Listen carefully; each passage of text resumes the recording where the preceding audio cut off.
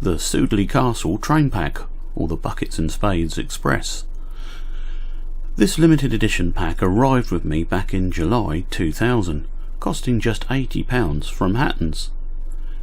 It is part of Hornby's Matched Train series. The certificate says it's number 919 of 1500 made. Sudeley Castle was built in 1949, so never saw Great Western livery, and is presented here as seen in the 1950s, when she would have raced to the West Country with holiday trains or express commuter services. The coaches are BR Mark Is, and when one looks at the corridor sides, it's possible to imagine excited children clinging to the polished silver handrails, watching the built-up landscape of London giving way to the countryside as they headed off on a family holiday to Devon or Cornwall. What an evocative image that conjures up. As you can see, I added another coach at the time to make up a 4-car set. Servicing this model is quite simple, and you may have seen me working on similar castle locomotives when A.D. Pullin sent me his for a check-over. Locomotive 7025 was built in Swindon and emerged on the 31st of August 1949, initially shedded at 81A Old Oak Common, but her last shed was 85A Worcester. She was sadly scrapped on the 30th of November 1964. Let's now enjoy some of this lovely train running, imagining the above scenario of a holiday express and thoughts of farms, cottages, hotels, seaside fun, ice cream, fish and chips, but not necessarily all at the same time, and all the things that made these simpler times so wonderful.